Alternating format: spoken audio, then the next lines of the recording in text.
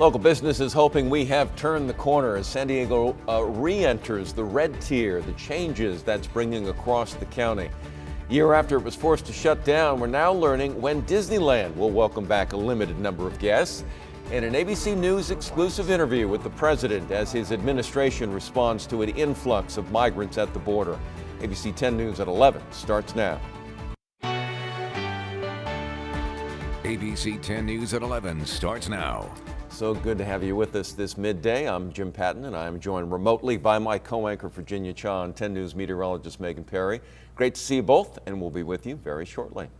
Well, starting today, a number of restrictions have been lifted now that San Diego County is in the red tier. ABC 10 News reporter Marie Cornell shows us how day one of indoor operations is going for restaurants and gyms. Now that San Diego County is in the red tier, places like gyms and restaurants can operate indoors with restrictions. Welcome news for those who came early to take advantage of this option. Here you go. Howard Krugel and his friends are regulars at Family House of Pancakes in National City. For the last year, they've held their weekly breakfast meetups outside, but not today. They made sure to dine in the very first day indoor dining was available. It feels wonderful because it's cold out there. But there were others who still wanted to eat outdoors. Under the red tier, restaurants can now serve people inside at 25% capacity or 100 people, whichever is fewer. Manager Shanti Spezzano says despite the roller coaster of a year, she's hopeful things are finally headed in the right direction. And she's thankful they were able to bring back all of their employees to help kick things off. I feel like maybe within the next few months we'll be able to do like 100% capacity or 75% capacity and just be able to live life again as normal as we could. And for those who want to work off their calories inside, 24-Hour Fitness Balboa was ready to welcome them back, now that gyms are able to operate at 10% capacity indoors. We recognize that everyone feels different about COVID-19, and that's okay. So we want to make sure that we have every single opportunity here in place for you to really go towards your fitness goals. Marie Cornell, ABC 10 News. Now, the red tier also means some iconic San Diego attractions are reopening, and that includes the Air and Space Museum, which officially reopened about an hour ago. ABC 10 News anchor Mary McKenzie spoke with the Balboa Park Cultural Partnership about what that means for recovery. We are hopeful that this will be our last reopening. Peter Comiskey is the executive director of the Balboa Park Cultural Partnership. He talked about the toll the pandemic has taken on businesses and cultural organizations that call the park home, and the concerted effort now being made to bring back the majority of staff who were either laid off or furloughed. Now that San Diego's in the red tier, many more places can start to reopen. One of the park's flagships, the Air and Space Museum, reopened today.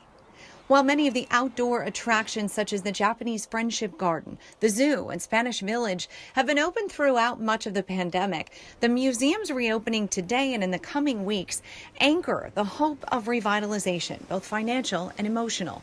Comiskey reminding us that they are small businesses, but they also have a mission-driven goal. They are the core of what will become a recovery within our kind of mental health sector.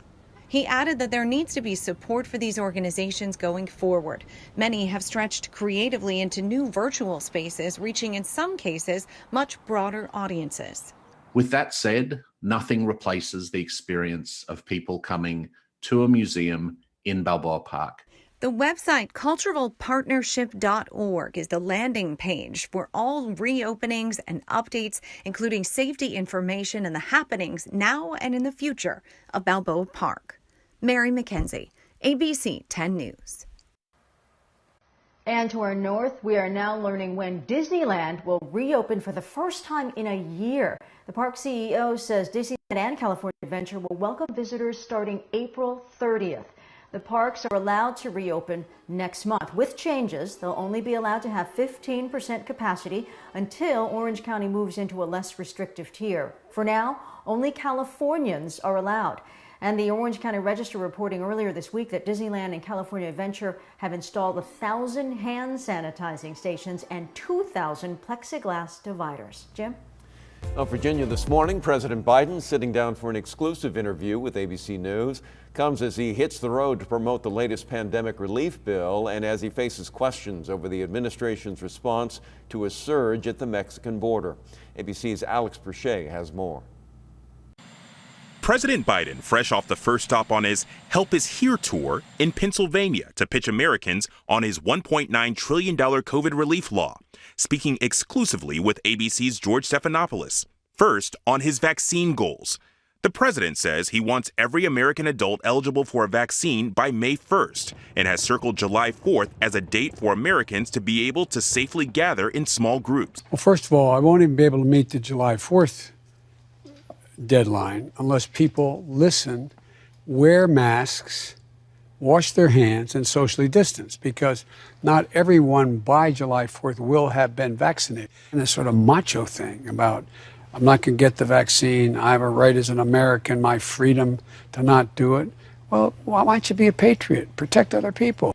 With the growing surge of migrants crossing into the U.S. from Mexico, Homeland Security officials are bracing for a surge, possibly bigger than anything in the past 20 years. First of all, the idea that Joe Biden said come, because I heard the other day that they're coming because they know I'm a nice guy and I won't do what Trump did. They're saying this. Yeah. Well, here's the deal. They're not. The number of unaccompanied children in border control custody jumping 25% in just the last week. Thousands of unaccompanied minors are currently being held in U.S. Customs and Border Protection facilities, many for longer than legally allowed. Biden now deploying FEMA to open new facilities to house children. But the president's message to young asylum seekers? Yes, I can say quite clearly, don't come and what we're... And Biden clearly has a different relationship with Russian leader Vladimir Putin than his predecessor, calling Putin a killer with no soul. And following an intelligence report that concluded that Russia interfered in the 2020 election, Biden saying that Putin will pay. Alex Perche, ABC News, Washington. Some possible good news for small businesses still looking to apply for the Paycheck Protection Program loans. Congress is looking into extending the deadline for small businesses to apply for that loan. The original deadline was March 31st. Lawmakers approved another $7 billion for the program, but they say the additional funds are of little use if the March deadline isn't pushed back. There is now bipartisan support for legislation that would extend the program to May 31st. More Americans will be seeing green today, and not just because it's St. Patrick's Day. March 17th is also the day the IRS chose to be the payout date for the latest round of stimulus checks. Now, some people have reported seeing the $1,400 payment as a pending transaction, while others have already received the money.